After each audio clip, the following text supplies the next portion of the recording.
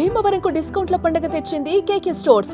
ధరల్లో చౌక చౌక. కేకే స్టోర్స్, పీపీ రోడ్, భీమవరం. ప్రస్తుతం మనతో పాటు ఉన్నారు 30 ఏళ్ల పాటు మిలిటరీలో పనిచేసినటువంటి శ్రీధర్ శర్మ గారు. ఒకసారి ఆయనతో మాట్లాడదాం. ఆయన చాలా సంవత్సరాల పాటు మిలిటరీలో ఉన్నారు కాబట్టి అసలు అక్కడ రూల్స్ రెగ్యులేషన్స్ ఎలా ఉంటాయి, అలాగే ఇంతకుముందు ఎప్పుడన్నా పెహల్గాంలో జరిగినటువంటి సంఘటన లాంటివి ఆయన లైఫ్లో చూసారా, ఆయన అక్కడ వర్క్ చేస్తున్నప్పుడు, ఇవన్నీ కూడా ఆయన మాటలను తెలుసుకున్నాం. సార్ నమస్తే అండి. నమస్తే మేడం. సార్ ఎప్పుడన్నా మీరు ఇలాంటి ఘటనలు ఇంతకు ముందు చూసారా? పెహల్గాంలో ఇప్పుడు మనం ఏదైతే చూస్తున్నాం అలాంటి ఘటనలు ఇంతకుముందు ఎప్పుడు చూడలేదు. ఇది చాలా చండాలమైన ఘటన. వాళ్ళు వచ్చి మా మతం ఏది అని అడిగి చంపారు. అది చాలా ఇది అంటే అది నేను ముస్లిము, నువ్వు ముస్లిం కాదు, నేను చంపుతానని చంపారు. లేడీస్ని వదిలేసారు వెళ్ళి మోదీకి చెప్పుకోమని. అది క్లియర్గా మనకి టీవీ ఛానల్స్లో వినిపించాయి. ఇప్పుడు లాస్ట్ 1 వీక్ నుంచి జరుగుతున్నటువంటి మీటింగ్స్లో ఒకటి బయటకు ఏం వస్తుందంటే ఈసారి పాకిస్తాన్ని వదిలేటట్టు లేదు. వీళ్ళు 5గురిని టార్గెట్స్గా పెట్టుకున్నారు. ఇప్పుడు ఒకతనేమో అసీం మునీరు చీఫ్, ఎందుకంటే ఆయన దాదాపు ఒక 15 days బ్యాక్ ఒక స్టేట్మెంట్ ఇచ్చాడు. కాశ్మీర్ హమారా రహేగా, మేము కాశ్మీర్ వాళ్ళని బాధ పెట్టకుండా మేము తీసేసుకుంటాం, వాళ్ళకి అన్నీ ఇస్తాం అని. అది శుద్ధ అబద్ధం. ఎందుకంటే మన పిఓకేలో కండిషన్ చూస్తే అది మనకి తెలిసిపోతుంది వాళ్ళు ఎలాంటి బిహేవియర్ ఉందని. అదొకటి. రెండో మనిషి ISI chief, ISI head quarters, ఇది రెండో టార్గెట్. మూడో టార్గెట్ వచ్చి హఫీజ్ సయీద్. నాలుగో టార్గెట్ వచ్చి ఇబ్రాహిం దాహూద్. సలాహుద్దీన్ అని ఇంకో అతను ఉన్నాడు టెర్రరిస్ట్, వాడు 5వ వాడు. ఇవన్నీ చేసిన తర్వాత ఈ కార్యక్రమం జరుగుతుండగా మోస్ట్ లైక్లీ పిఓకే కూడా ఆక్యుపై చేస్తారు. ఎందుకంటే పిఓకేని దాదాపు ఒక 5 years నుంచి రాజ్నాథ్ సింగ్ కానీ, అమిత్ షా కానీ, మోదీ కానీ అంటూనే ఉన్నారు, పిఓకే మేము తీసుకుంటాం, పిఓకే మేము తీసుకుంటాం. ఈసారి తీసుకునే పరిస్థితి బాగుంది, అది చేయగలుగుతారు వీళ్ళు. అండ్ ఆ మెయిన్ టెర్రరిస్ట్ ఎవరైతే వచ్చాడో వాడు he's an ex military commando లాంటి వాడు అక్కడ రిజైన్ చేసి ఎల్ఈటీలోకి చేరాడు. ఎల్ఈటీలోకి చేరి వాడు ఇవన్నీ జరిపించింది, వాడే ప్లానింగ్. వీళ్ళు ఏం చేశారంటే అక్కడ ఒక ఫెన్సింగ్ని కట్ చేసి లోపలికి వచ్చి సుమారు టైం నుంచి అక్కడ చిన్న చిన్న ఘటనలు జరిగించిన తర్వాత ఈ పెద్ద ఘటనకు వచ్చింది. ఇప్పుడు వీళ్ళు 4 పరిగెత్తుతున్నారు. 4 చోట్ల వీళ్ళని లొకేట్ చేశారు, కానీ వాళ్ళని పట్టుకోక ముందనే వాళ్ళు ఆ ఫారెస్ట్లోకి మాయమైపోయారు. ఇది జరిగిన కథ. కానీ వాళ్ళు ఇప్పుడు ఎలా ఉందంటే ఇప్పుడు ఎల్ఓసి ఆల్మోస్ట్ ఎవ్రీడే ఫైరింగ్ జరుగుతోంది. అక్కడి నుంచి వీళ్ళు అటు వెళ్ళడానికి కష్టం. పంజాబ్ బార్డర్ క్లోజ్ అయిపోయింది. తర్వాత మన రాజస్థాన్ బార్డర్లో ఇప్పుడు ఫుల్ బిఎస్ఎఫ్ పెట్రోలింగ్ చేస్తోంది. సో వీళ్ళు పాకిస్తాన్కి మళ్ళీ ఎక్కడి నుంచి వెళ్తారు అనేది ఒక క్వశ్చన్. సో వాళ్ళు ఇప్పుడు నాకు తెలిసినట్టు వాళ్ళు అక్కడే ట్రాప్ అయిపోయారు కాశ్మీర్లోనే.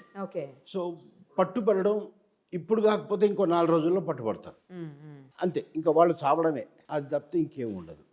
ఇది నా అభిప్రాయం ప్రస్తుతానికి. సార్ మీరు ఇప్పుడు అక్కడ చాలా కాలం చేశారు కదా, అక్కడ నిజంగానే అంటే ఎప్పుడు సెక్యూరిటీకి సంబంధించి భయాందోళనలు ఉండటం, లేకపోతే ఎప్పుడు ఏం జరుగుతుందోనని ఒకలాంటి ఆవేదనలు ఉండటం, అలాంటి పరిస్థితులు ఏమన్నా ఉంటాయా? ఉంటాయి మేడం, కానీ మాకు మిలిటరీలో కానీ, ఎయిర్ ఫోర్స్లో కానీ, నేవీలో కానీ అది ఉండదు. ఎందుకంటే మేము సెక్యూర్డ్గా ఉంటాం. వాళ్ళు మా మీద అటాక్ చేయడానికి రారు, వాళ్ళకి తెలుసు రివర్స్ అటాక్ అవుతుందని.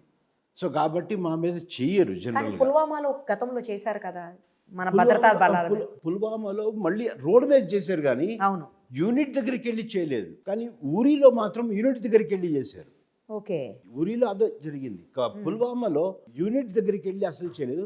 వాళ్ళు మామూలుగా నేషనల్ హైవేలో వెళ్తుంటే కొట్టారు ఐఈడి బాంబు పెట్టి. సో అది దీంట్లో కౌంట్ అవ్వదు. యూనిట్స్ని వాళ్ళు జనరల్గా ఇచ్చారు. ఇప్పుడు కాశ్మీర్ ఫైల్స్ వచ్చింది కదా, దాంట్లో ఒక స్క్వాడ్రన్ శర్మని చంపేశారు కదా, అవును. ఆయన కూడా బస్ కోసం నిలబడి ఉంటే బస్ స్టాండ్లో ఆయన్ని చంపారు, అంతేగాని ఆయన యూనిట్లో చంపలేదు. ఆయన్ని బయట చంపారు, యాసిన్ మలిక్. ఇప్పుడు ఆయన ఎక్కడున్నాడు?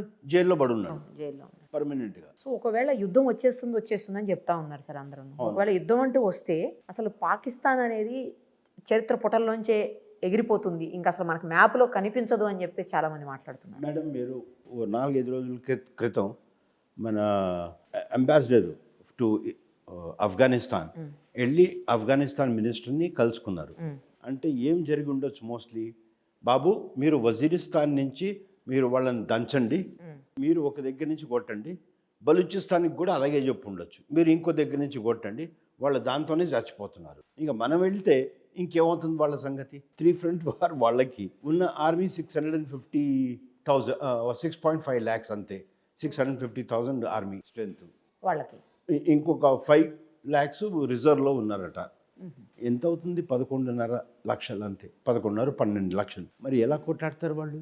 ఒకటి వాళ్ళ ఎక్విప్మెంటు అంతా ఏం బాగాలేదు. ఓకే. ఈ J-17 అంటారు కానీ అది మలేషియా వాళ్ళు ఆల్మోస్ట్ 7 years బ్యాక్ దాన్ని జంక్ యార్డ్లో పంపించేశారు. పనిచేయదు, ఇది ఎగరదు, చాలా ప్రాబ్లమ్స్ వస్తున్నాయని. సో అలాంటి ప్రోడక్ట్స్ని చైనా వీళ్ళకి ఇచ్చారు. వీళ్ళు ఏం కొట్టాడతారు? ఆ F-16 మన MiG-21ని తట్టుకోలేకపోయింది అభినందన్ కేసులో. ఇప్పుడు రఫేల్స్ ఉన్నాయి, దాన్ని ఏం తట్టుకుంటాయి ఇవి? సో ఎక్విప్మెంట్ వైజ్ మనది చాలా ఇదిగా ఉంది. ఈవెన్ బ్రహ్మోస్ కూడా it's one of the best missiles in the world ఈ టైంలో. అది అడ్వాంటేజ్ మాకు. ఇంకా బోల్డ్ అని వెపన్స్ కొత్తగా మోదీ గారు 10 సంవత్సరాల నుంచి ఇప్పిస్తూనే ఉన్నారు. సో కాబట్టి defence has improved a lot and morale is very high. మొరాల్లో ఏ తక్కువ లేదు. రేపు నన్ను పిలిస్తే నేను వెళ్ళి అక్కడ కూర్చొని అట్లీస్ట్ ఫీల్డ్ వర్క్ కాకపోతే టేబుల్ వర్క్ అయినా చేయడానికి రెడీగా ఉన్నాను. Super sir. అది ఆ లెవెల్ మా thinking. Right sir, thank you. మీకు అక్కడ ఉన్న అనుభవాలన్నింటినీ మాతో షేర్ చేసినందుకు thank you so much. Thanks madam. Suman టీవీలో మీ పర్సనల్ అండ్ బిజినెస్ ప్రమోషన్స్ కోసం కింది నెంబర్కి కాంటాక్ట్ చేయండి.